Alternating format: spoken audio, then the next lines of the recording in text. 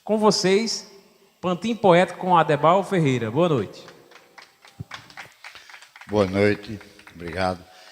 No ano da graça de Nosso Senhor Jesus Cristo, em 1970, eu tinha 10 anos, vendia picolés na feira de Currais Novos, e foi o dia que deu o que chamou de insight, né? Quando eu descobri que era poeta.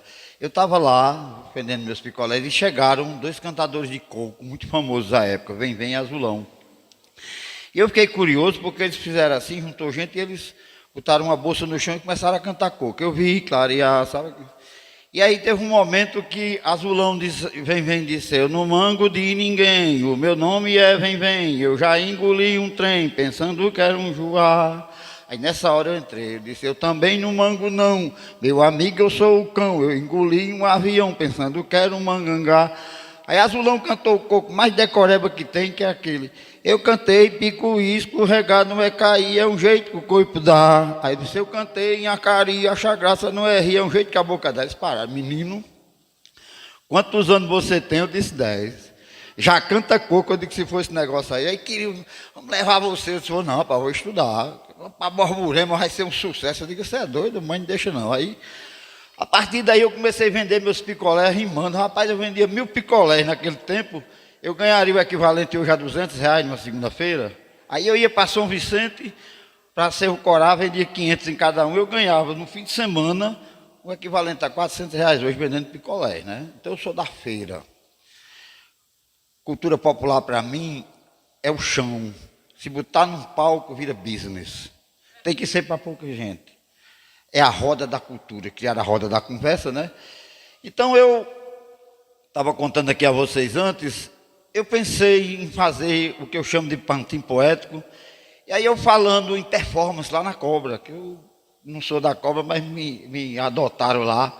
Uma vez perguntaram se eu queria um título de cidadão daqui, eu disse não, eu queria se desse da Cobra. O doutor disse não, rapaz, porque lá eu sou autêntico, né? E aí eu conversando, Joca Cebola disse, o Adebal, esse performance aí é um pantim, aí matou a charada, né? Um pantim é aquele negócio que é, mas não é. E aí eu criei o Pantim Poético, que não é uma coisa fechada, né? É uma coisa aberta, onde eu conto, por exemplo, em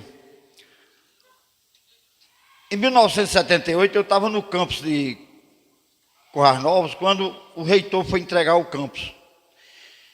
E aí, o cara falou lá, um movimento, e disse que a gente era tudo alienado, sabe?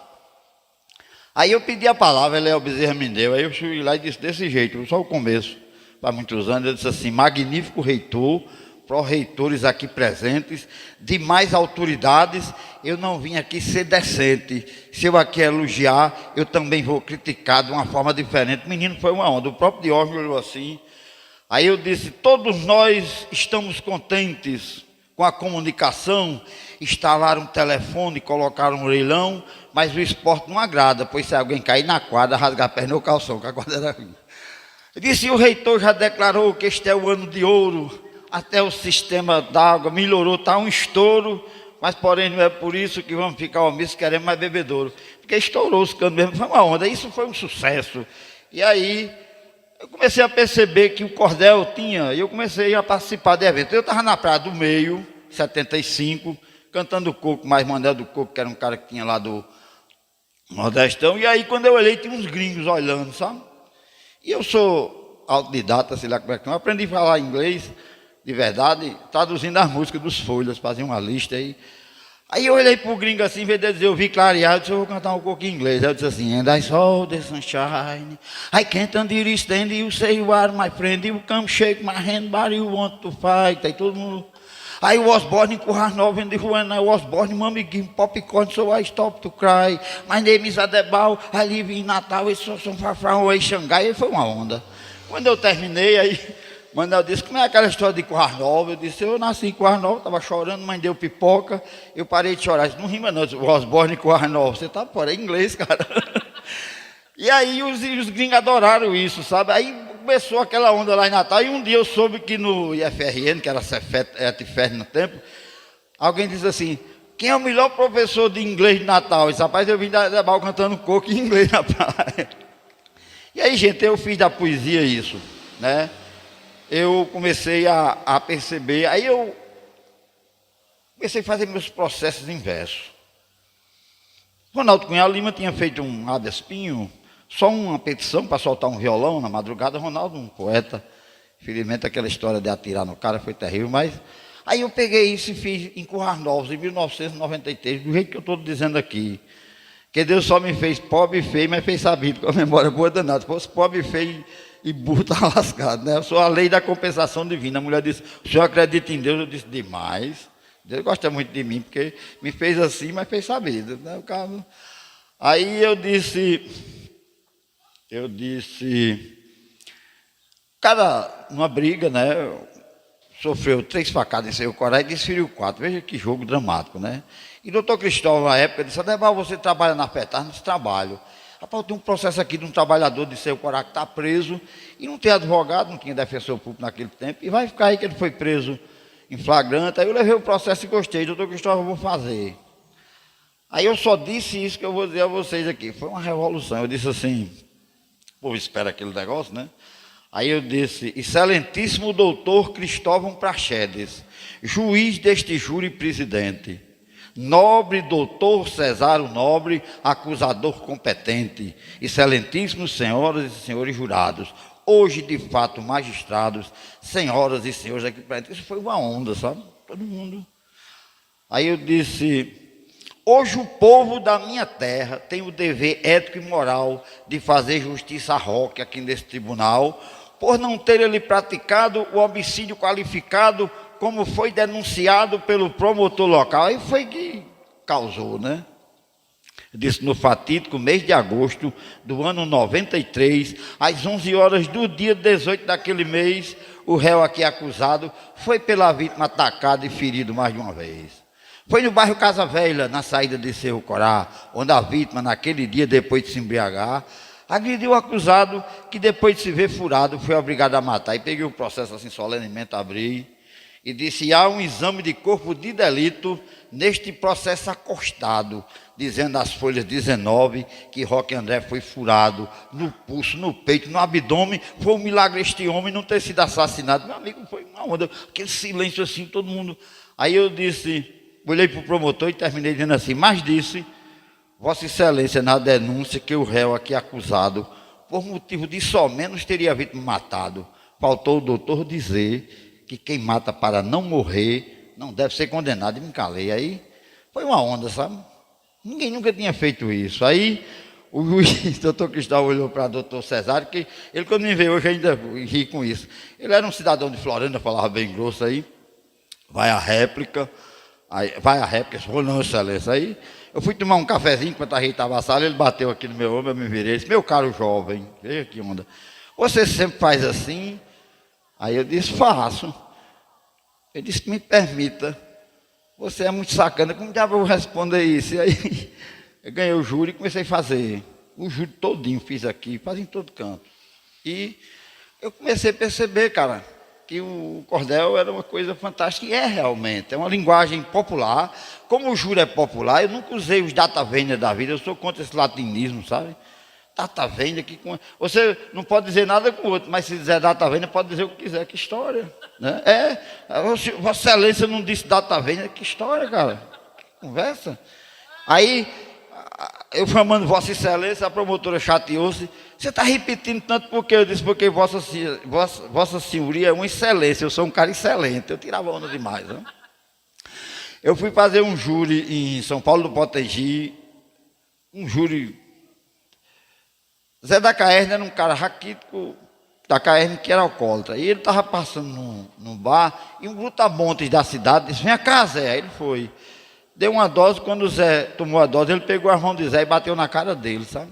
Jogou assim. O cara era horrível. Aí Zé foi em casa, botou uma faca dessas facas de cozinha, de cabo pesado aqui, e voltou. Quando ele chegou, o cara disse, Zé, venha de novo. Aí Zé foi. Tomou a cana, quando ele foi pegando, Zé pulou para trás, jogou a faca, cara, pegou 2 centímetros aqui, o cara, pá.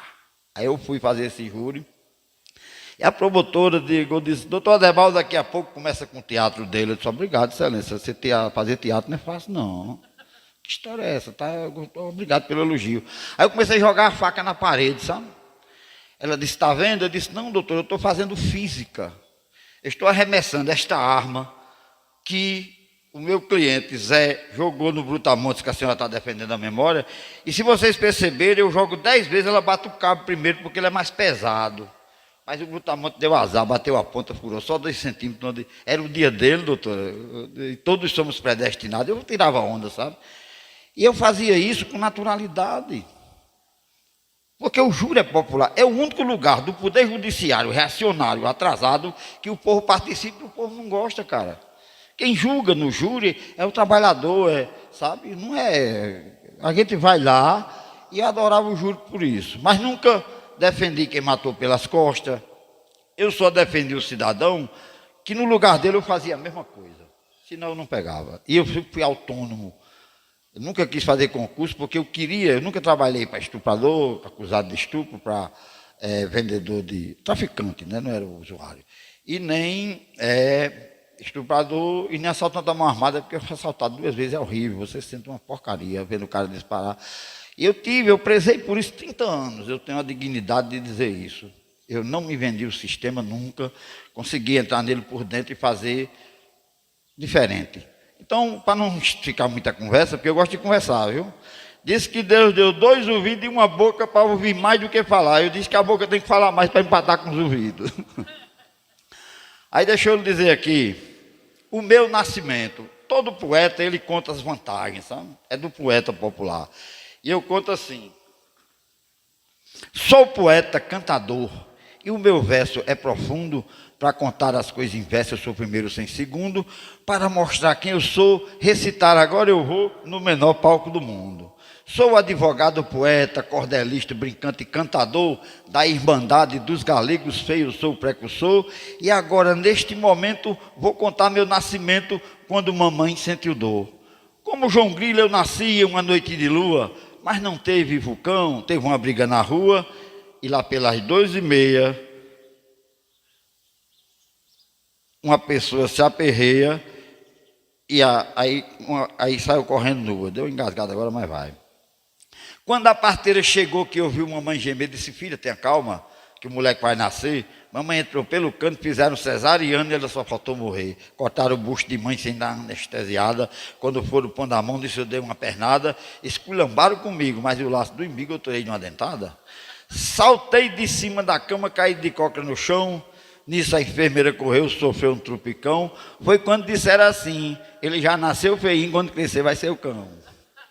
Aí vieram me dar papo, eu disse, não quero não, eu não quero comida fraca. Eu quero arroz com feijão, e mesmo sem ter dentadura, mastigava rapadura como quem comia pão. Aí me levaram para a escola para eu aprender a lição, mas eu já sabia ler, fazia até redação, eu sabia dividir, somar, diminuir, fazer multiplicação. Vendi picolés nas feiras, fui desenhista, pintor, também segui a carreira, fui um tempo professor, depois fui advogado, hoje estou aposentado, e para não viver estressado, inventei de ser cantador.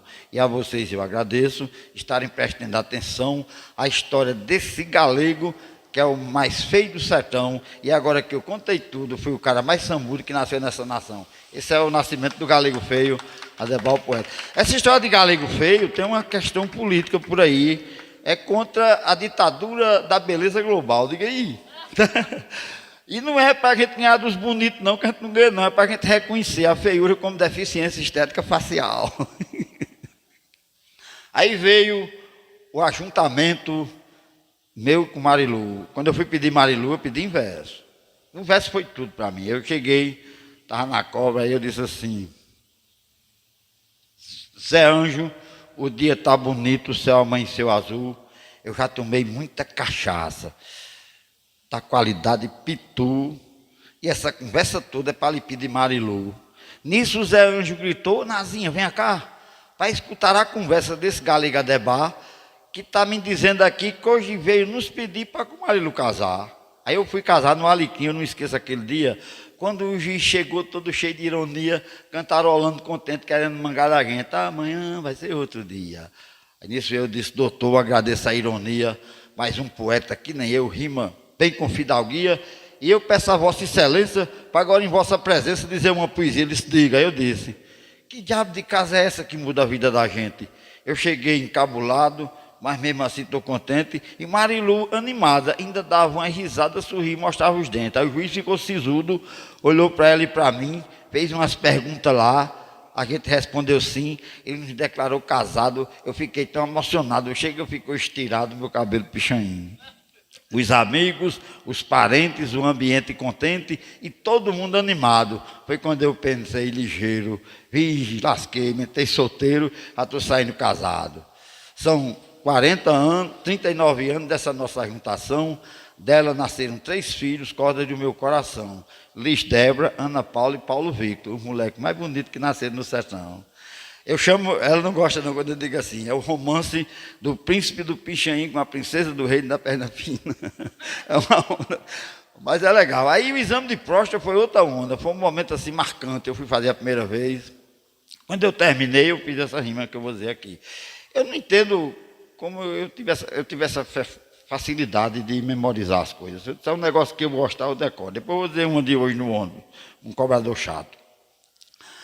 Aí eu disse, quando eu vim fazer o exame, que todo machista lastima, eu nem sofri com a dedada, nem mexeu na autoestima, mas mesmo com toda dor, eu ainda olhei para o doutor e fiz assim essa rima, doutor, quando o cabo é jovem, no sexo é feliz da vida, com toda mulher se agarra, chama de amor e querida, só quer ser macho demais, mas não sabe que detrás está criando uma ferida. Aí aos 45 anos ele começa a ter medo, não quer fazer o exame, dizendo que ainda está cedo, mas só poderá escapar, se o doutor escavacar o negócio dele com o dedo.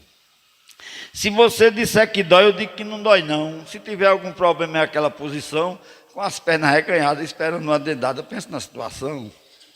Doutor, depois desse exame, eu fiquei mais animado, mas nunca mais diga a ninguém que eu sou um cabo arrochado. Eu até perdi o medo, mas hoje aqui por um dedo fui clinicamente estuprado. Olha assim. Disse para aquele cara machista que é metido a brabão, crie coragem que nem eu enfrenta a situação. A doença não dê chance, pois para escapar de um câncer vale a pena a humilhação. E para aquele outro machista da cabeça mais atrasada, faça que nem um poeta, leve de forma animada, que eu não consigo entender que um macho possa morrer por falta de uma dedada. Aí o médico disse, essa rima, obrigado. O médico disse, essa rima dá uma propaganda. Eu disse, doutor, meu quinca não eu faço por depois. Então eu fiz da poesia, a minha vida fez sempre um poema assim. Por exemplo, eu vinha de Natal para Caicó, o sábado à tarde. Cheguei em Cerro do Doutor, 1h da tarde, estava aquele namoro feio, desarrumado de fim de festa. Coisa fantástica. Eu parei o carro, o Marlon disse, vai fazer o quê? Eu disse, uma onda, não posso perder um negócio desse. Aí eu disse assim, baixei o vidro do carro e disse, o amor é uma semente que nasce no coração e que endoidece a gente depois que vira paixão. Aí a dona olhou e disse, o coroa é poeta. Aí eu disse, viajando de Natal para Caicó, no interior, vejo uma cena romântica aqui na Serra do Doutor, um casal, numa manobra, debaixo do algaroba, com muito beijo e amor. O cara disse, valeu. Aí eu disse, e ao ver tanto amor, a inspiração me veio. Aí eu fiz esse verso, sem temor nem aperreio, achando graça e sorrindo. Eu digo que o amor é lindo, mesmo o casal sendo feio. Fiz carinho. Outro dia eu estava ali, não me esqueço nunca, que passou uma mulher. Parelhas é conhecido, o Siridó, mas Parelhas é conhecido como a terra, né, das mulheres bonitas, belas, né? Aí o cara disse assim, viu aí, doutor Adebaldo, isso o quê? Disse, a água do Boqueirão. Disse, que tem a ver? Disse, as meninas são tudo bonitas. Eu disse, não, rapaz, você está fora. Aí eu disse, a ciência está tentando achar uma explicação para os dotes medicinais das águas do Boqueirão, que as moças que bebem delas são as mulheres mais belas que existem no sertão. Eu disse, Aí eu disse, mas ontem um cientista mandou para mim um e-mail e disse, doutor, poeta, tem um erro pelo meio. Pois não há quem admita que aquela água bendita de tanta mulher bonita e também tanto caba feio. Então eu tiro essas ondas e sinceramente, eu faço processo inverso, né? Eu falei do júri, mas eu fui fazer um divórcio no agricultor de São João de Sabugi. A ex-esposa dele, de Patos, mulher brava, eu tinha medo de mulher brava, Maria, eu tenho medo terrível. Mas ainda bem que eu casei com uma mansa, né? Que está me aguentando 39 anos. Aí chegou no sindicato aquela... Não, vai fazer 39 anos segunda-feira. Quer dizer que faz 38 anos, 11 meses e 28 dias. Aí como foi às 9 horas, se você disser a hora agora, eu digo as horas. Aí chegou o seu Antônio da Castanha.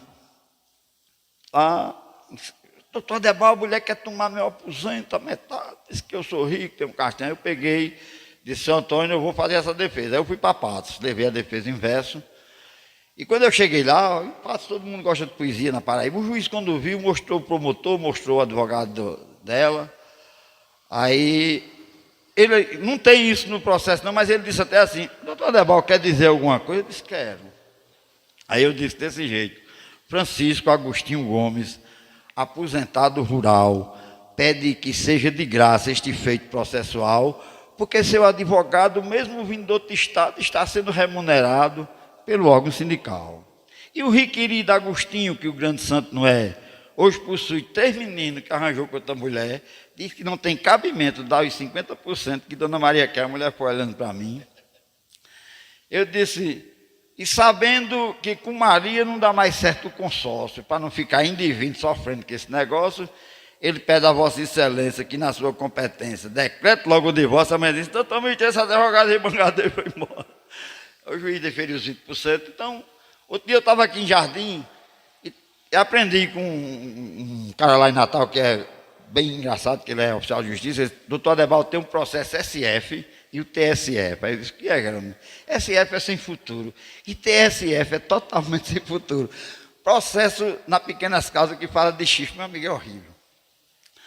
Aí eu fui chamado para Jardim, que eu fui advogado lá do sindicato, aí a menina disse assim, rapaz, é um negócio meio sem graça, eu fico até sem jeito. Eu falei, que eu, aí contaram a história. Eu disse, mas esse cara levou o chifre mesmo? Eu disse, não, rapaz, a mulher dele é uma mulher bacana, educada. O vizinho apaixonou-se por ela e assediou e ela segurou. Aí um dia ele chegou e jogou 100 conto nos pés dela, bêbada. Ela disse, agora eu vou mostrar meu marido. Foi o erro dela. Aí o cara veio por fora, bravo, sabe, entrou com o processo. Aí quando eu cheguei, ele estava lá. Eu quero que ele dê as provas. Eu digo, rapaz, não queira não, que tu vai sair daqui corno e tu não é corno não, rapaz. Calma, respeita isso. Quando eu entrei, a juíza era a doutora Amanda Grace. Ela disse, doutor Adebal, tem algum acordo? Eu disse, não. Como assim? Eu disse, tem não. Eu vou alegar ilegitimidade de parte. Legitimidade de parte é que quando você não pode entrar com um processo que entra em nome de outra pessoa. Não pode, tem que ser a pessoa. Excelência, a mulher que foi assediada por este jovem aqui que está envergonhado, está ali fora. Esse cidadão nem de corno foi chamado. O que é que ele está fazendo aqui? Ela disse, é mesmo, doutor Adebal. É verdade, eu não tinha pensado por esse lado. Extinguiu o processo, porque quem tinha que reclamar era ela, né? Aí eu disse, mas eu vou dizer uma rima. Aí ela começou a rir. Eu disse, eu casei com Marilu, mais de 30 anos faz. Se ela me botar um chifre, juiz de um tira mais. Mas se ela não botar, pode o povo boatar que cor ninguém me faz. Ela notou aí quando saiu. A mulher disse, e aí Zé, doutor Adebal com essas lorotas de respeito. Rapaz, você do sítio, casar com uma mulher digna, que foi assediada, reagiu. A senhora não faça mais isso não. Quando acontecer de novo, a senhora traga... que se eu tivesse trazido os 100 reais para aqui, a senhora saia com os 2 salários aqui, que esse cara tem que... É mesmo. O machismo, né? O cara quer se apropriar. Ele quer... Eu fiz muito quando eu estava fazendo atendimento sindicato, o cara chegava e eu dizia, cara, não, mas eu sou... Sim, mas o processo é dela. E eu não atendo uma pessoa com outra porque... Como é, não. Aí eu estava em Brejinho, e Brejinho tinha um cidadão muito gaiato, muito brincalhão, cheio de puio, como a gente chama, né? Aí ele chegou num domingo assim, bem brincando, assim, disse, doutor Adebal, ele estava com o processo da esposa dele, disse, como é que está o negócio da minha mulher? Eu disse, lascou-se, velho, tu dormiu com ela, não sabia eu. Então eu fazia isso, eu atendia no popular e as pessoas gostavam, porque eu não era falso, eu fazia por natureza, né? E aí eu fiz muitas coisas. Hoje eu sou portador de transtorno esquizoafetivo, eu sou bipolar e tenho esquizofrenia paranoide. Você imagina o que é isso, né? Nada mais do que um transtorno mental. O meu é duplo, mas eu sou alcoólatra, um tratamento com sucesso, com redução de danos. Faz 4 anos eu não bebo mais. Essa história de primeiro gole, isso não tem. Eu fiz um tratamento científico no CAPS. É o único lugar. E uma pessoa só para de beber, de fumar, quando ela decide. Quanto mais a família pressiona, mais ela entra. Porque ninguém é dependente de álcool porque quer. Eu descobri que era alcoólatra por acaso. Eu fui fazer uma reunião em Veracruz para os catadores de resíduo sólido. E aí eu vi um bocado de litro. Eu disse, quanto é um litro desse? Uns 40 centavos. Vixe. Aí eu peguei 29 litros, 129 litros em carro, botei numa caixa, botei meu paletó e fui para o INSS trabalhar. Quando eu passei na Nova, parei. Disse, tu compra litro, o cara compro. Quanto é? 80 centavos, era o dobro, né? Aí quando eu abri a mala, ele olhou assim, meu paletó, mas o senhor não compra litro, não? Eu disse, não. E essa farra foi aonde? Eu disse, lá em casa. Aí caiu a ficha. Quantas pessoas? Eu sozinho, em 2 meses e poucos dias, eu bebi 129. Agora isso, você chega em casa, bota o bicho para gelar, trabalha, senta numa cadeira, faz um tiragosto, fica assistindo isso, aquilo e bebe e nem está nem aí. Porque o alcoolismo tem essa coisa, você não é. Aí eu me lembrei da nossa prima Vânia e corri para o CAPS. Eu cheguei lá num estado tão complicado que com 15 dias eu já fui internado a primeira vez, 15 dias. E é incrível como você não percebe. O álcool faz muito mal ao organismo do que o cigarro, porque ele ataca tudo, principalmente o pâncreas, sabe? E alguém vai ser dependente porque quer? Não. Sabe? Alguém... Aí eu brinco muito com essa história do doido, porque para mim tem o louco, que é aquele do arrebato. Rapaz, você tá louco? Não faça isso não. Aí tem o maluco de Raul Seixas, o maluco beleza, não tá nem aí. E tem o doido, que é aquele que só serve para o povo mangar e a família ter vergonha, que não é meu caso. Eu sou um portador desse transtorno mental. Eu digo isso porque é um assunto sério que as pessoas às vezes não encaram como ele é. O CAPS é o único lugar gratuito, um tratamento bom, onde você pode se recuperar, não tem outro canto. E aí, comecei a fazer cordéis, mas você veja como é que são as coisas. Eu fiz um cordel, fui para Brasília, por sinal, para o primeiro congresso, 5º Congresso Nacional de Saúde Mental. Fui convidado porque alguém viu o meu poema que eu fiz, A Loucura. Eu cheguei no movimento em 2016, e estava o povo todo reunido, tudo doido, né? Aí eu disse, cara, disse, é o quê? Eu disse, poeta. Aí disse, faça uma poesia, eu fiz essa. A minha loucura foi a ruptura contra a ditadura do normal. Normal é quem segue a norma, legal é quem segue a lei, doido é quem não se conforma e pira como eu pirei, mas me libertei. Isso foi um sucesso, cara. Que uma pessoa viu esse poema e me chamou, e eu fui para Brasília e fiquei feliz demais. Eu estava falando com uma plateia de 2.500 doidos do Brasil todo dia. Rapaz, hoje eu estou satisfeito, que eu pensei que o canto que tinha mais doido concentrado era na Cobra, mas só tem 1.200 lá. E aí eu comecei a participar de eventos online, principalmente, né, que agora depois da internet é muito bom. E eu faço isso porque eu sou militante agora na área cultural, e eu tenho fobia social também. Se eu for para um canto que tiver 5.000 pessoas, com meia hora eu vou embora. É uma coisa horrível. E a minha irritabilidade também é muito alta. Então eu controlo isso com estratégia, em vez de remédio, que remédio envenena, torna você. Eu fui bater no hospital, 2 horas da manhã, sem saliva. Na segunda vez, o doutor Cícero, médico igual ao doutor Antônio, disse, Adebal, está tomando quetiapina? Eu disse, estou. Tome não, que dá isso. Aí eu fui, o psiquiatra mudou para olanzapina. Quando eu fui fazer minha cirurgia de catarata, que eu sou usuário do SUS, eu não tenho um plano de saúde, aí eu fiz o teste de glicemia, deu 158. Aí eu fui para o posto, era uma médica cubana, a doutora Helena, e ela disse, estou vendo aqui que o senhor toma olanzapina de estômago. Dá isso, você veja que sacanagem. Passa uma medicação para você, com efeitos colaterais pesadíssimos, e você não é informado. Carbonato de lítio. Você bota carbono dentro de você, que é a coisa mais dura, aquele negócio só implodiu no fundo do mar, porque não botaram certo. E bota lítio, que faz bateria, cara, de carro elétrico, de celular, dentro do seu organismo. Aí eu parei de tomar, e o médico caiu na besteira, me perguntava, brabo, como é que o senhor vai reagir às alucinações? Eu disse, muito simples. Eu tenho um milchinho lá em casa, uma cadelazinha. Aí eu vi uma mulher olhando para mim, ela não se manifestou. Essa mulher não existe. Ela olhou assim. Só deu que lavar os pratos. De 4 horas da manhã, tinha uma cara feia da janela assim. Eu olhei para a miúcha. Isso chama-se estratégia. Então, se eu tenho irritabilidade alta, eu não vou em lugar chato. Tem um lugar mais chato do que lotérica, é difícil, né? É horrível. Alguns lugares você se estressa, mas é porque as pessoas chegam no espaço público e começam a falar da vida delas como se não tivesse, sabe? Aí eu fui fazer psicologia, cara. Estou estudando psicologia, não para ser psicólogo, mas para entender. Aí eu aprendi 2 coisas fantásticas. Nós temos 10 travas. Aquilo que emperra a gente. É pai e mãe, é riqueza, é coisa, desejos que geralmente você não... Né? E as personalidades são 20 no mundo todo. A intrusiva é aquela que se mete. Você não pergunta, eu posso dar uma opinião? Não. Porque não, meu amigo, a opinião só se dá. Eu fui advogado há 30 anos, nunca me meti na vida de ninguém. A pessoa me procurava, eu analisava, fazia um contrato, aí eu entrava na causa, certo? Então eu estou dizendo isso aqui porque também tem que ter um pouco de educação e cidadania. Eu fiz um mestrado em Direito e Cidadania, fui da primeira turma da UFRN, e a minha dissertação foi Introdução a uma Pedagogia para a Consciência e Exercício da Cidadania. No artigo 5º da Constituição, inciso 34, está escrito assim: é garantido a todos o direito de petição aos poderes públicos em defesa de direito contra a ilegalidade ou abuso. Isso é fantástico. Você não precisa do advogado, nem de ninguém, para você reclamar um direito seu em qualquer autoridade. Faça por escrito. Se não puder fazer por escrito, o promotor toma por termo.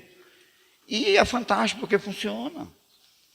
Sabe? A gente não pode... Eu trabalhei 30 anos no campo do direito, por mais reacionário que seja, eu nunca peguei causas duvidosas. Eu só pegava causas que eu analisava para não colocar ninguém em risco e depois botar a culpa no juiz, né? Então eu tiro essas ondas. Por exemplo, eu faço uma coisa chamada quadra encordeusada, a justiça. A justiça, para ser boa, tem que ser mais social, para ninguém ficar à toa e o mundo ser mais igual. Quando eu falo na justiça, minha gente, eu vos explico que a danada é muito lenta, por isso é que eu critico. Quem diz é Adebal Ferreira que a justiça brasileira em duas coisas é ligeira, é prender pobre e soltar rico. Quando eu digo isso, eu digo, é verdade, cara. Assaltar um pobre é um trabalho, né? Um rico. Quando vão prender um rico, é jatinho, é avião. Quando vão prender um pobre, sacode num camburão. E aí reclamar não adianta. Pois aquele tal de Daniel Dantas nem chegou a ir para a prisão. Quer dizer, é verdade, né? Aí eu fiz educação. A educação só muda se ela for replanejada. Quanto mais o povo estuda, mais ninguém aprende nada. Antigamente, ser doutor era coisa de respeito, pois para conseguir isso era preciso ter jeito. Hoje todo mundo cola, faz bagunça na escola, ainda sai formado em direito. Então eu faço essas coisas, e são educativas. Eu tenho alguns seguidores, 3.000 e poucos seguidores no Instagram. Eu não tenho haters, porque eu não ataco ninguém, sabe? Você tem a sua direito à crença. A cidadania, ela não pode agredir o outro, só em autodefesa. Né? A autodefesa é quando alguém lhe ataca que você se defende. Então eu consegui ser pobre e mais ou menos feliz, né? Uma vez eu disse numa entrevista e saiu eu fiz a defesa de Aline Julião. Aline Julião, a esposa dele, entrou na Ematé com a minha. Fizeram pré-serviço. E a Aline era meu amigo. Eu fiz o divórcio dele quando ele chegou em Natal. E aí, Elino, eu cheguei lá no escritório, estava um jornal com um processo de Elino, porque ele transferiu o título para Timbaúba e quiseram bloquear. Uns esquemas que tinha lá em Caicó, um certo juiz que era meio tendencioso. Aí, quando eu vi, eu disse, eu vou fazer a defesa de Elino. Aí eu fui para o Tribunal de Justiça, 2000, uma terça-feira à tarde. Quando eu cheguei lá, aí eu disse assim, como disse a eminente relatora, trata o processo do domicílio eleitoral de Elino Julião da Silva Forrozeiro Potiguar, de nome nacional, que por ter nascido artista, aos 14 anos veio de Timbaúba, dos Batistas, tentaram a sorte aqui na capital. Gente, foi uma onda do tribunal, ninguém nunca tinha feito isso. Eu disse, depois daqui de Natal, ele foi ao Rio de Janeiro, cantou com Luiz Gonzaga, com Jacques do Pandeiro, e hoje no seu recesso, ele vê o seu sucesso cantado no mundo inteiro. Muitas músicas de Elino são do vosso conhecimento, como a do Filho de Goiamum, a do Rabo do Jumento, onde, numa história verídica, Elino fez uma crítica a um tal de nascimento. Meu amigo, esse tribunal ficou assim, sabe? Todo mundo... Aí eu disse, depois do caso Sarney, eu terminei dizendo assim, foi este caso mudado. Pois ele do Maranhão está hoje no Senado, representando o Amapá, sem nunca ter morado lá e quem sabe nem visitado. E aí um cara fez uma matéria, quando eu abro o jornal no domingo, está lá, eu defesa inversa afiada. Aí o cara disse, pode fazer? Eu disse, pode, eu não posso fazer propaganda, não sei porque advogado não pode fazer propaganda, né? Uma vez uma pessoa me procurou e eu não pegava todas as causas, né? Eu nunca gostei de fazer causa de cobrança, porque a pessoa que é cobrada está numa situação vulnerável, né? Você endividou. E aí, deixa eu me dizer aqui, agora cobrança vulnerável, nunca fiz. Como é? Quem é que está chorando? Don't cry, meu irmão, deixa de onda, don't cry. Mas o que é que eu estava dizendo? Aí vai chegando o estresse. Uma coisa puxa outra coisa e vira cego, né? Então, gente, eu sou assim, né? Procuro ser autêntico. Eu adoeci porque a gente começa a ir nas redes sociais. Alguém diz assim, o senhor é advogado, não tem um carro? Eu disse, não. Aí me lembrei do doido que estava comendo um pão. Está comendo um pão no meio da rua. Ele disse, eu vou comprar uma casa para comer um pão dentro. Então, o transtorno mental é uma coisa muito séria. As pessoas hoje nessa vida, né? Eu consigo conviver numa boa. Agora, eu evito convivência com pessoas, vamos dizer assim, é muito ruim conversar com gente chata, sabe? Isso aí é para quê? Eu tenho a dizer, para botar no cu dos perguntadores. Era um ditado que tinha, desculpa a expressão. Então, gente, a gente vive num mundo, eu acho que o mundo é bom, o povo é que não presta, o mundo é o mesmo, sabe? Não tem, o mundo é... Agora, gente ruim sempre existiu. Por quê? Né? Um irmão matou o outro por inveja, não foi nem para roubar. Jesus foi crucificado entre 2 ladrões. Nomeou 12 caras, vendeu ele. Então, ruindade sempre teve, só não tinha bilhões de pessoas como tem hoje, nem internet para divulgar, né? Aí eu quero fazer o seguinte.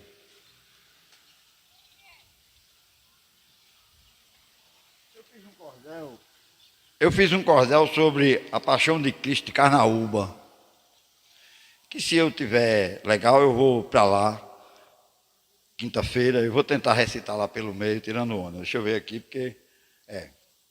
O cordel, ele surgiu, dizem, na Provença, na França, e veio para Portugal e veio na mala. Veio com os conquistadores, e aí se deu bem no Nordeste. Mas o cordel, eu estou escrevendo, eu escrevi presença de linguagem na literatura do cordel, que está sendo publicada ali, eu fiz isso em 84. Eu estou escrevendo agora uma teoria literária do cordel para as universidades. Eu estou mostrando o cordel como uma poesia que não é popular, ela é uma poesia tão importante como as outras. Certo?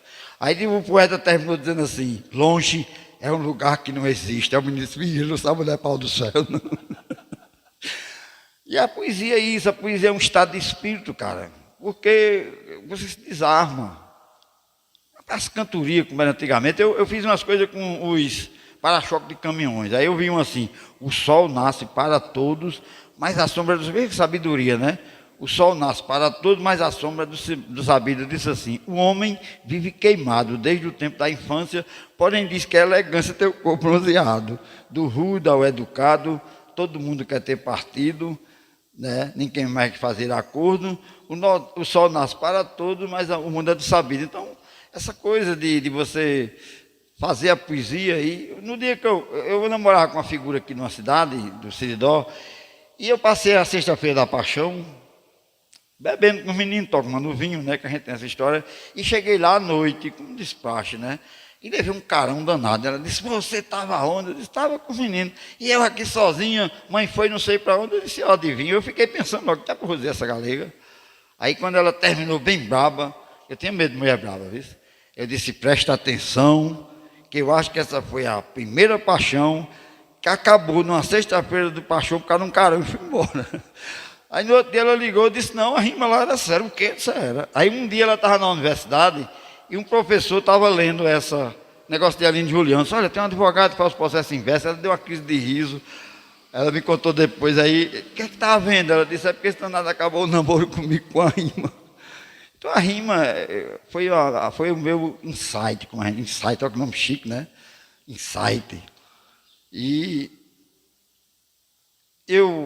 minha mãe me colocou numa escola em 68, particular, de uma freira que veio do Rio. Essa freira era fantástica, Dona Dourinha. Eu aprendi a ler lá mesmo, rápido. E a contar, ela ensinou fração da seguinte maneira. Eu falei, pegou uma laranja, o que é isso? Uma laranja. Ela está o que inteira, ela botou um no quadro. Aí partiu a laranja o meio, disse, e agora 2 bandas, 2 partes, né? 2 meios, aí botou um 2. E quando ela chegou no 8º corte da laranja, a gente sabia o que era fração. Quando eu cheguei no grupo, a primeira coisa, no primeiro dia, era saber ler. Aí a professora disse, tem alguém que sabe ler? Eu disse, sei. Ela, sabe ler? Sei. Aí o livro, vamos estudar, o Corvo e a Raposa. Não me esqueço nunca. Aí O corvo achou um pedaço de queijo e pôs-se a se preparar para desgustá-lo no alto num galho de uma árvore. A raposa, muito esperta ao vê-lo, bolou uma trama e disse: camarada corvo, como você canta bem. Corvo canta feio pra caramba. E o corvo, ao abrir o bico para cantar, o petisco caiu, a raposa abocanhou e embrenhou-se no mato. A lição era isso. Quando eu li, ela disse: fantástico. Aí veio o bicho folharal, ó, era a segunda. O macaco ia beber água e uma onça aperreava ele do outro lado. Aí o macaco se melou de mel, pegou as folhas e chegou. Quando a onça disse: que bicho é você? Eu sou o bicho folharal. Ela disse: você não vai ficar aqui, vai logo para o segundo ano, porque aqui é para ler, você já sabe. Eu fui, cheguei no segundo ano, era contar, escrever, aí eu sabia as 4 operações, porque a professora me ensinou bem. Aí disseram: vai para o terceiro. Aí mãe foi lá e disse: não. Aí foi quando eu descobri que o conhecimento era poder, porque eles diziam assim. Uma vez o cara deu um capilé assim em mim, aí um cara disse: não mexa com galeguinho não, que ele ajuda a gente. Porque eu tirava a dúvida de todo mundo. Rapaz, aquilo foi outra coisa. Eu comecei a ler. Eu gosto de ler, de estudar, porque era a saída. Sabe, tinha uma confusão em Currais Novos, aí chama Lunica, que era meu apelido, porque dizia que eu era um homem feio, o homem da lua. Aí foram olhar, era Lunícola. Aí bota Lunica. E ficou o apelido que eu gosto, até quando as pessoas me chamam de Lunica. Quando alguém diz Lunica, eu estava lá, fui para a Bahia, lá na rodoviária, Lunica, eu disse: de Currais. Quando eu olhei, era realmente uma pessoa de Currais Novos. Então, gente, eu aprendi algumas coisas, né? Por exemplo, com todos esses transtornos, com tudo isso, eu consigo viver bem. Mas, para isto, todos os dias pela manhã, quando eu me levanto, eu passo um filme do que eu fiz ontem. Se eu conseguir fazer bem feito o que eu me propus a fazer ontem. E o que é que eu vou fazer hoje?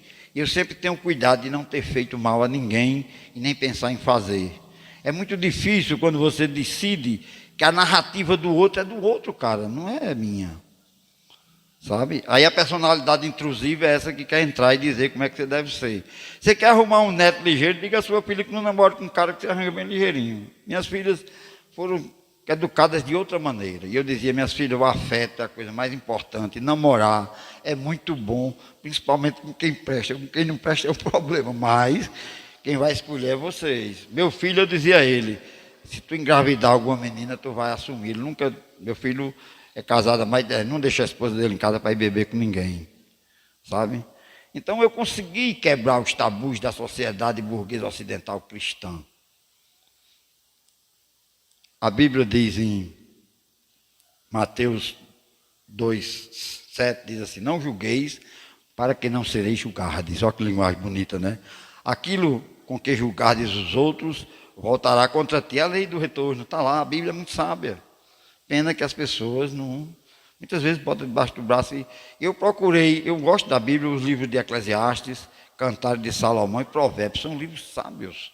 Todos os rios correm para o mar, mas nunca se enche, já pensou? Há um tempo para tudo. Há um tempo de sarar, um tempo para matar. Qual é o tempo de matar? Que você mata para não morrer. Então tem muita sabedoria ali que as pessoas não procuram pôr em prática. Eu aprendi com Paulo Freire, ele dizendo assim: olha, a aprendizagem só acontece quando se põe em prática. Aprender significa reter para si, mas para pôr em prática. Então, gente, eu tenho que agradecer muito a Deus, porque Deus me fez pobre e fez sabido, conversador. Já pensou se eu fosse pobre e feio? Tá?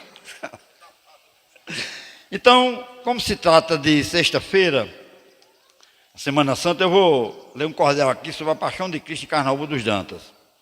Geralmente o cordelista pede uma invocação divina, né? Aqui a luz está meio assim, mas eu vou. Eu peço ao Divino Mestre inspiração nesse instante para eu narrar por aqui uma história importante sobre a paixão de Cristo, que todos os anos assisto uma encenação brilhante. O Monte do Galo surgiu de uma tradição popular sobre a lenda de um galo que vivia no monte a cantar, e foi em meados de 1850 que isso a lenda alimenta para depois materializar. Em 25 de outubro de 1928, fizeram a inauguração. O senhor Pedro Alberto Dantas fez um gesto de boa ação. Segundo diz a história, para Nossa Senhora das Vitórias, ele fez uma doação. Depois de Bento, o cruzeiro, ele passou a ser designado como o Monte do Galo, passando a ser frequentado com a concentração de fiéis, desempenhando seus papéis de romeiros de todo o estado. E há 50 anos atrás, que esse espetáculo foi visto lá em Carnaúba dos Dantas, assim de um jeito imprevisto, quando um grupo de pessoas cheias de crenças muito boas encenou a Paixão de Cristo. O prefeito Paulo Medeiros foi o primeiro Pôncio Pilatos. O radialista Toscano Neto era quem narrava o fato. Antônio Felinto o idealizou e, como ator, também atuou na representação daqueles atos. E sobre a Paixão de Cristo, eram 14 estações, subindo o Monte do Galo com a fé em seus corações, que era igual à Via Sacra, e até hoje mantém a marca nas suas boas apresentações. Hermínia Guedes será Maria, Bruno Belarmino será Jesus. Nesse ano, a Paixão de Cristo, os dois trarão bem mais luz, e esses dois atores nacionais, com os atores regionais e locais, 150 carnaúbenses para um juiz.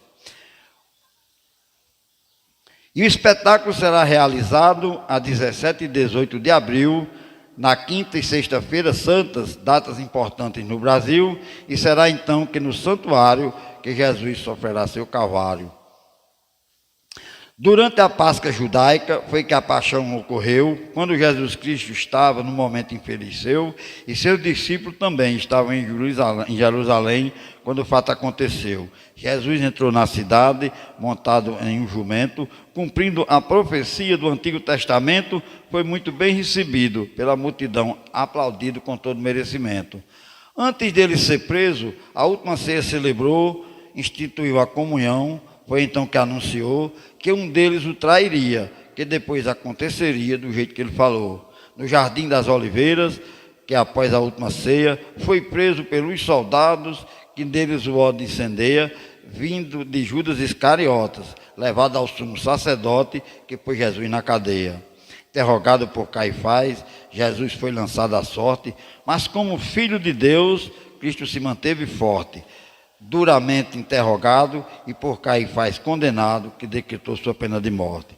O governador da Judéia, que era Pôncio Pilatos, que não viu em Jesus crime daqueles líderes insensatos, a incitar a multidão, a ele pediu a crucificação de Jesus pelos seus atos. Crucificado no Gólgota, um local fora da cidade, ele foi pregado na cruz, ato de extrema maldade, tendo Jesus carregado nos ombros os pecados de toda a humanidade. Durante a crucificação, ele aos algozes perdoou, e ao ladrão arrependido, que ali a Jesus suplicou, Cristo, tendo ele ouvido, ao ladrão arrependido para o paraíso levou. Após 6 horas na cruz, Jesus finalmente morreu. Foram José de Arimateia e Nicodemos, amigo seu, com muito zelo e carinho. Envolveram ele em linho, foi assim que aconteceu. Assim, todo o significado da sua dolorosa paixão foi neste gesto de Jesus, com amor e redenção, por ter sido sacrificado, cruelmente crucificado, ele salvou o povo cristão. Na Semana Santa, ocorre na quinta celebração da última ceia tomada, e na sexta-feira a crucificação, e no domingo de Páscoa a passagem traz a marca de Cristo a ressurreição. Espero que tenham gostado deste singelo cordel, porque eu só sou um poeta e cumpro aqui meu papel, trazendo aqui a narração que na sua gloriosa paixão Jesus Cristo é sempre fiel. Então um cordelista tem esse papel de... E eu faço isso muito bem, eu fico assim emocionado, porque eu não frequento mais templo, mas eu não sou ateu. As pessoas dizem, ateu não. Eu tentei ser pastor, estudei 2 anos. E aí eu me senti que estava chato, eu perguntava demais e eu saí. E aconteceu uma cena até engraçada, que eu vou colocar aqui. Eu tomei uma cana com os amigos, ele estava bebendo no domingo de manhã, lá vem um pastor que ele fazia umas visitas, pastor Benjamin Peterson. Quando ele me viu, ele ficou assim, irmão Adebão, o que é isso? O que é isso? Aí eu na minha carcaça disse, pastor, a partir de hoje eu não sou mais irmão, não, eu sou primo. Rapaz, ele ficou triste. Foi reclamar a mãe. Mãe disse, pastor, Adebão não passa 6 meses com a namorada, passou 2 anos na sua igreja. Aí eu fui ser diácono permanente, fui estudar, estudei no seminário São Pedro 2 anos. Eu era doido para chegar num tempo fazer uma missa em cordel, uma coisa, sabe, diferente, né? Aí, quando foi com 2 anos, chegou o reitor, o padre Valquimar, disse, vamos falar do celibato condicionado. Aí eu sempre fui contra o celibato. E o farisaísmo é você ser contra uma coisa e fazer para agradar os outros. É assim que a gente adoece. Aí eu me levantei, ele disse assim, Aderbal é casado com a Ana Marilu, né? A gente vai lhe ordenar. Se você ficar viúvo ou separar, não casa mais. Eu me levantei e fui saindo. Ele disse, eu não sei radical, não. Eu digo, sou pastor. Porque o agente é assim, é estuprado moralmente todo dia. Eu deixo de fazer as coisas para agradar os outros. Se o senhor tivesse me dito isso no começo, eu não teria ficado aqui. Mas aprendi muita coisa lá, sabe? A gente aprende. Mas para encerrar, eu vou contar a cena mais pitoresca que aconteceu comigo quando eu deixei de ensinar no Padre Miguelinho. Remo de Macedo tem essa história, porque Remo era o editor do RNTV, né, do jornal na época. E aí, eu fui ao banheiro dos professores, não tinha um papel. Você já pensou, cara? 1995. Aí eu saí, me sentei na cadeira e deu aquele insight, como diz hoje, né? Aí chama a diretora aí, que eu tinha visto papel higiênico na sala dela, do bom, do cheiroso. Aí ela disse que é, Debal, bem abusada. Eu disse, bota papel ali. Ela disse, e se eu não botar? Eu disse, aí Remo de Macedo vai adorar, porque mais tarde vai sair no RN assim, professor sofre incontinência fecal por falta de papel higiênico, ou seja, o professor cagou na cadeira. E ela ficou olhando e foi botar. Aí eu fiquei indignado com isso, sabe? Eu pedi essa exoneração, porque eu disse, pô, todo mundo, mas não cagar com dignidade. E os professores lá, tudo, pô, que coisa, né? A que ponto chegou? Aí quando eu fui pedir exoneração, a mulher disse, o senhor vai perder 20 anos. Eu disse, senhora, eu não quero perder mais 10. Eu não perdi porque eu aprendi muita coisa, né? Então eu sempre fui marcado assim por uma rebeldia educada, sabe? Mas como eu fui de 1978, uma das pessoas que militou, cantei no Comissões Diretas, eu invadi a reitoria, eu fui um militante de frente. Então, eu não quero negócio com quem defende ditadura, porque você não poder falar o que pensa, ser preso, é horrível, sabe? É horrível. Eu não... Me desculpe, eu tenho todo o respeito por quem defende, mas só sabe o que é ditadura, quem sofreu. A gente não podia se reunir escondido na universidade, cara, que coisa. Não tenho nada contra quem defende, mas defenda para lá. Então, gente, se vocês deixarem, eu converso até amanhã de manhã, porque, como eu disse, Deus me deu esse negócio de conversar, e eu adoro conversar, viu? Tendo quem escuta, é que é bom. Então, é assim, eu faço isso aqui, né, é uma coisa que sem nenhuma... Aí a menina disse assim, o senhor cobra quanto para fazer? Eu disse, eu não cobro nada. Eu disse, porque se não der certo, eu não tenho que devolver ingresso a ninguém. Então, se isso foi reverência, mas é uma forma autêntica. Eu me sinto muito bem como sou. Eu só botava paletó quando ia para as audiências. E com isso eu quebrei muita coisa, porque tinha 3 ambientes que eu nunca gostava de ir. Era cemitério. Em 30 anos de advocacia, eu não fui 50 vezes em cadeia. Ia para tirar um trabalhador que dava uma tapa no outro negócio, mas nunca fui. Não gostava não. E cemitério, prisão e hospital. Hoje tem um lugar que eu não vou mais, é fórum. Porque o que acontece nos fóruns é horrível. Aquelas pessoas que querem blindar o juiz, sabe? É um negócio sério. E eu quebrava isso. Uma vez eu cheguei em Santo Antônio com uma cliente, um trabalhador rural, de Brejinho, e a juíza entrou lá para dentro e não saiu mais. Aí eu disse, aí chegou a hora, o Código de Processo diz que se eu esperar meia hora e não houver audiência, eu posso registrar a minha presença e ir embora. Aí quando deu meia hora, eu me levantei, aí chamei o diretor de secretaria, o cara veio lá, diga, doutor Aderbal, cadê o livro de ocorrência? Ele disse, que livro? Eu disse, não tem não. Eu digo, eu não acredito que você não sabe que o Código de Processo Civil permite que eu e meu cliente, que é um trabalhador rural, não fique aqui esperando que a juíza faça audiência quando ela quiser. Eu quero registrar que estive presente. Rapaz, lá vem a juíza lá dentro. O que é que está vendo, doutor Aderbal? Prerrogativas. As minhas eu uso. Não, eu disse, não vai ter mais audiência, doutora, porque eu estou usando a prerrogativa. E se Vossa Excelência insistir, eu levo para o conselho lá em Natal. Eu era assim, eu nunca protestei à toa, mas as minhas prerrogativas eu sempre soube usar, sabe? Nunca passei... Também nunca admiti cliente meu mentindo, sabe? Porque mentir é horrível. Eu só acredito mentira de criança com medo de apanhar. Se passar o medo, não pode mais mentir. Que é horrível, cara. E as pessoas fazem isso com a naturalidade, né? Então, gente, é o seguinte, eu encerro por aqui, agradeço demais. Agora, para mim, cultura popular é isso. Você botar 1000 pessoas, é business. É um nome bonito, né? Business, business. É uma onda. Quando eu vejo um artista popular num palco, não perde a essência. Por isso que eu faço o menor palco do mundo, só cabe eu, não tem que dar palhinha a ninguém. Isso aqui eu vou fazer uma onda, que o meu palco é menor do que esse. Eu disse, rapaz, eu quero fazer um vídeo lá em Natal, no centro, eu requerendo em inglês, em cordel, o meu palco ir para o Guinness. Eu estou já escrevendo meus livros, são 17 livros, 102 cordéis, estou fazendo uma parte ali. Eu quero ir à Academia Brasileira de Letras, lá no Rio, quando morrer um imortal que morre, né? Eu quero me inscrever lá só para ver a onda. Só para criar, dizer assim, eu sou escritor do meu estado, sou conhecido lá, e eu vim pleitear esse negócio aqui. E vou preencher todos os requisitos só para ver com quem eu vou concorrer e qual vai ser o resultado, que aí eu quero tirar onda depois. O galego feio que tentou entrar onde não cabia. Minha mãe me deu os conselhos mais sábios do mundo, dona Raimundo. Meu filho, não entre onde não lhe cabe, porque você fica imprensado, é verdade, né? Então, se não der, eu passo direto. Não ande com gente ruim que você fica pior do que ele. Mãe dizia isso, é verdade. Então, ela nunca deixou o menino ruim lá em casa. Eu criei meus filhos assim, mas Marilu, deram certo. Eles estão criando os meus netos assim.